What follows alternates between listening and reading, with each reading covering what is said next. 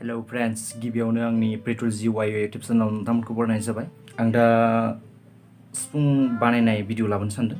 बयबो साननो जानो हागौ सिफुंखौ बोरै बानायो, क्लासिकेल सिफुंखौ बोरै बानायो, बेखौ आं नोंथांमोननो दिनै देखायनो आखायाव लाबोदों आरो।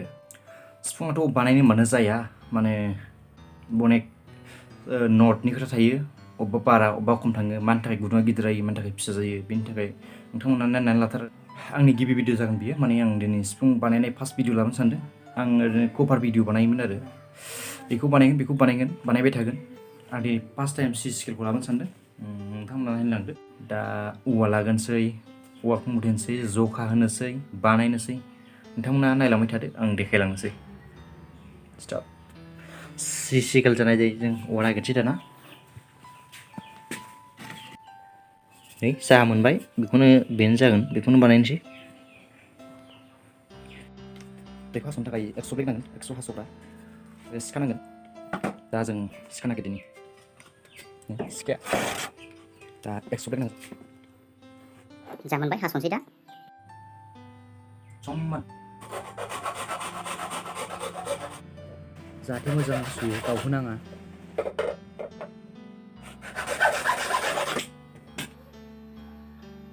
थिग बिदिनो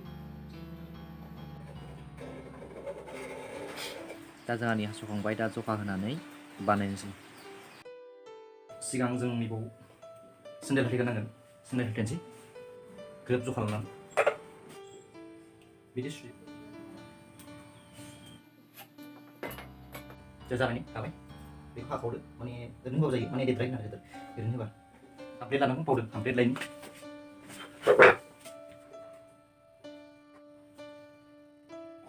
जोंहा फार्स्ट मोननांगौ। दा जाबाय जोंना। दाना जखा होनोसै, नायदो। पेटाया मोननै गांनाव, नोंसोरो बबेखौ मोनहैयो, मोनसेखौ मोजां मोनो इउज खालाम। आं बेखौ मोजां मोनो इउज खालामसै आं। गासै टटेल गोलावखौ 50 mm ला। फार्स्ट खुग्रा हलखौ जोंहा 8 ला। फार्स्ट सुग्रा हलनिफ्राय फार्स्ट आखाइनि गुदुंसिम 17 mm ला। 2 नाम्बार हलखौ 20.5 mm ला। 3 नाम्बार हलखौ 23.5 mm ला। 4 नाम्बार हलखौ 26.5 mm ला। 5 हलखौ 29.2 mm ला। 6 हलखौ 33 mm ला। लास्ट टिउनिं हल बेखौ 37.8 mm ला। जोंहा क्लासिकेल सिफुं होनोबा बे टिउनिं हलखौ नांथारगौ।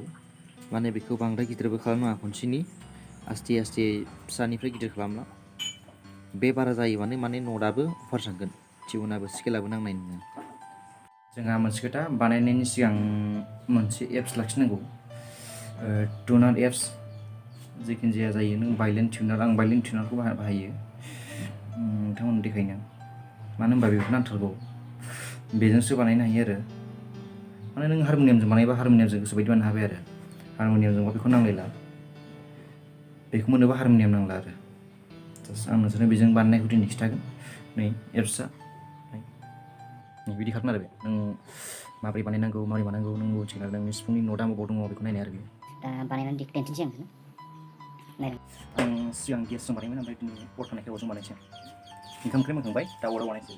गिबिजों फार्स्ट टाइम नैखौ सुना ला, जेखौ सुगोन बेखौ आरो।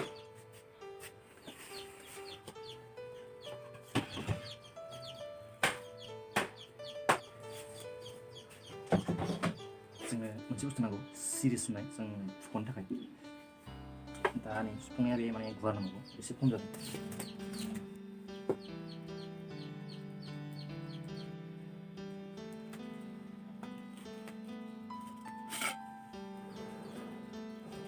दा जों बेखौ एसे फुलांनोसै, सिंनिखौ।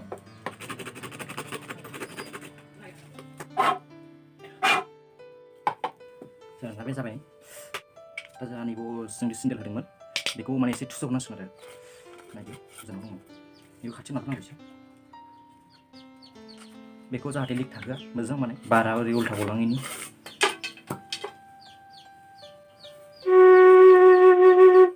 ओमफ्राय बेखौ सुफ्लंखांनायनि उनाव नैबाव मोनसे टिउनिं हल बेखौ सुफ्लंग्रोदों सिगां टिउनिं हल बिदिनो टिउनिं हलखौबो आस्थे आस्थे फिसानिफ्राय गिदिर खालामलां खनसेनो गिदिर खालामनाङा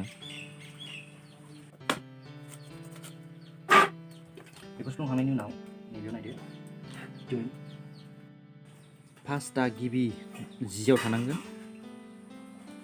दा मिलायाखै नै नटआ थाङाखै माने होमबा दा फेदेरबावनांगौ एसे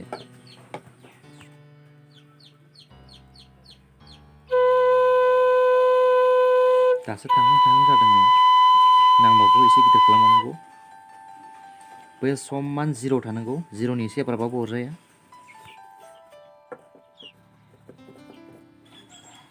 एबार जाबाय नै सिदा थाबाय नाय बिदिनो बानायनो नाजा एबार जों ओरैनिफ्राय फारि फारि सुफ्लंबोदो फार्स्ट नैबे लास्ट हल बेखौ नायदो 6 हल बेखौ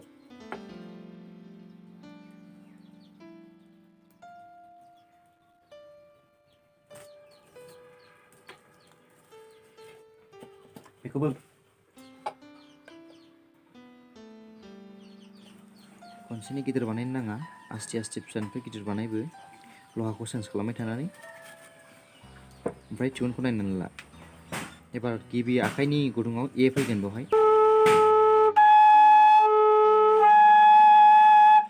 जोंहा गुदुङाव अरबावनांगौ फुवारबावनांगोन नै फुवारबाय एआ जाबाय बावनो एसे फुवारनानै जासिगोन जोंना एआ फैबाय बे जाबाय दाना जोंहा नेक्स्ट हल बियो बि जानांगोन सिगाङाव माबायदि सुदोंमोन बिदिनो फिसानिफ्राय आस्थे आस्थे गिदिर बानायबो खनसेनो गिदिर बानायनाङा जाथ'बाय गुदुङा दा नायनानै लाग्रोनोसै सिगां दा थांबावनांगौ नै नाङाखै न' दा बेखौ आरो फुवारबावनांगौ गुदुंखौ नागिरनि दा जाबाय नै जोंना बेयो नट नांबाय